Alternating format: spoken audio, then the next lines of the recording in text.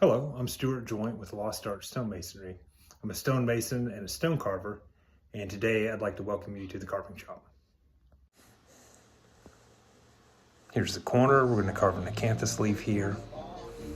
I've transferred the pattern over, and I'm just making the lines darker.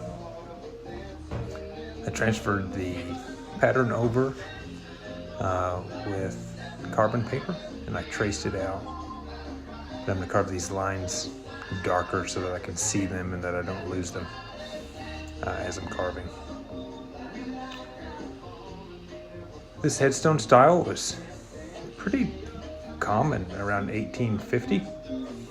Today we're carving in marble, and this is a replacement headstone for a monument that was missing. There's records of this person being buried there, but the headstone couldn't be found. I'm starting off by carving the center.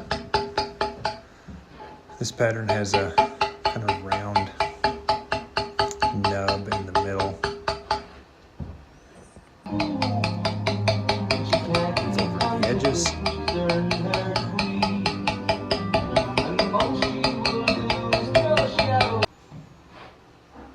Got the edges carved out and the center rounded down. I'm going to carve each of these lines using a fairly small chisel. We're not going to go super deep.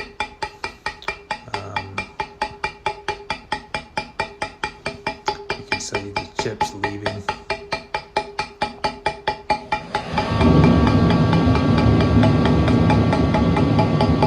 Down into the round. See some break off the marble right there. Down into the open space. Use some light taps there.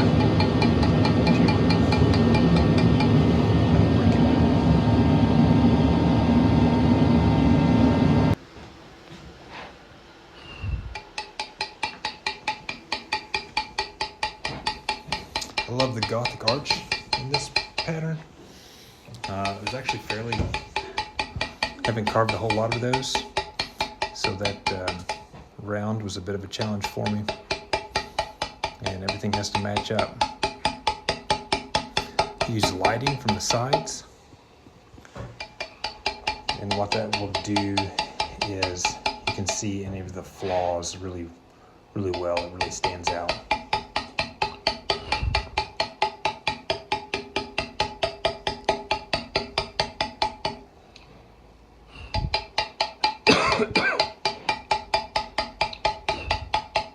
Carving down into the center there.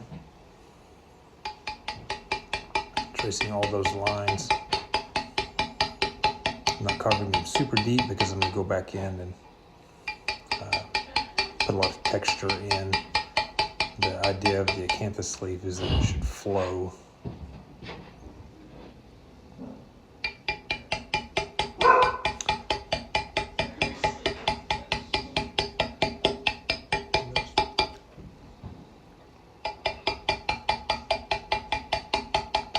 There.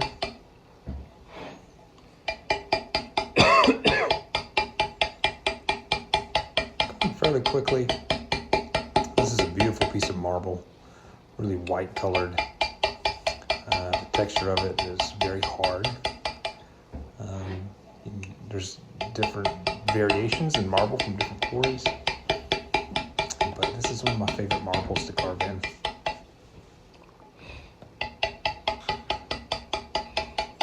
Coming around there, following it down in,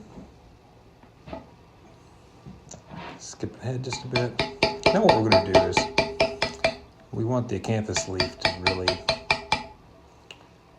flow. It should go up and down. So I'm bringing my chisel in flat here. I'm carving down in. So I'm going from a high point there in that corner of the leaf, and really working, instead of the point of the chisel, more so working the flat. So I'm going to carve down into the stone, down in, taking out quite a bit of material. It's going down and then back up. I'm gonna do the same thing here, down, down in. And what's gonna happen is I'm gonna lose part of my original cut there where I was carving the veins, but that's okay. You can come back at the end and put those back in, level those all up.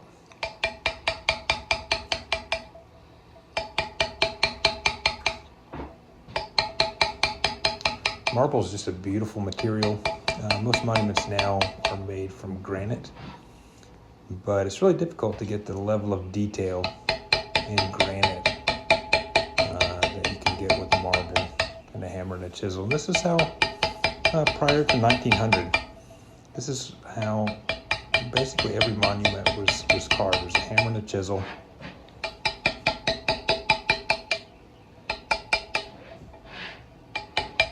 But I really like this pattern because when the light hits it, you can really see just the way the acanthus leaf flows. It's very, very pretty thing. And the acanthus leaf, just really common in stone carving for centuries and centuries.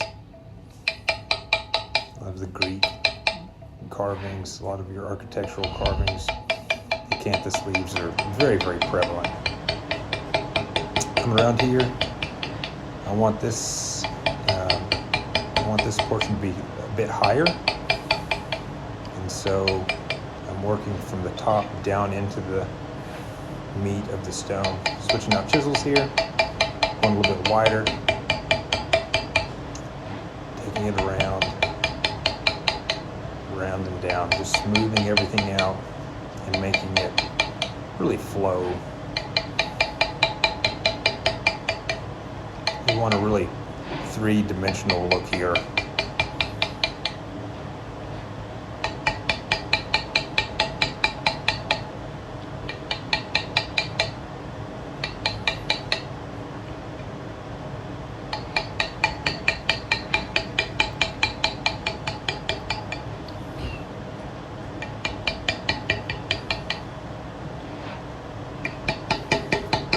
Down into the stone. Now if I were to carve the other direction, like towards the edge of the leaf, I'd have to be very careful because it could chip out, and we don't want that. But go back in there and put my vein in a little bit better, kind of smooth everything out from that inside out towards the edges. Skip forward a little bit, doing the same thing on the other side there. I like this angle. In the background, you can see some other monuments that I've carved, and when the weather gets better this spring, they're all going to be put in this cemetery that's missing a bunch of stones. But I'm pretty pleased that the stones that we're putting in will match the original stones up. You know, we've used original patterns, the original material, and so for historic restoration work, you really, you know, if we were to come in and put in a modern monument, it would have all the information there, right? We'd have people's names and death dates and things like that. But it would really stand out really, really bad. It would kind of ruin the historic integrity of the cemetery to put a modern, machine-made headstone in there. But this is an old pattern. It's the exact technique that a stone carver would have used in 1850. I do have carbide tip chisels, and I can go a little bit longer between sharpenings on those. I mean, I can use this chisel, maybe sharpen it about once or twice a day.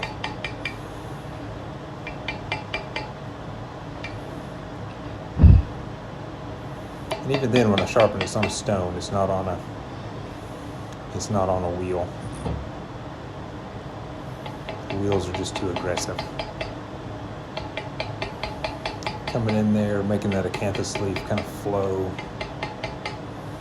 But it's a step-by-step process.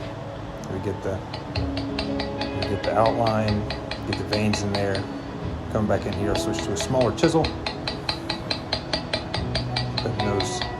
Making those veins stand out a little bit more. When the light hits that, it's going to be extremely pretty. Done all the veins, I'm going to come in. You can actually use a small piece of sandpaper, get in between, and take out some of the tattered marks. I want this to look really, really smooth. That's the goal here, so make everything look smooth and flowy.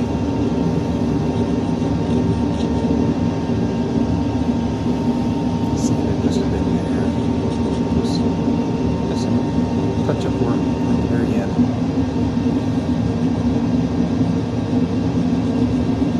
It should be a great addition to the cemetery restoration. There's several of these with the acanthus leaves. And here's the finished product.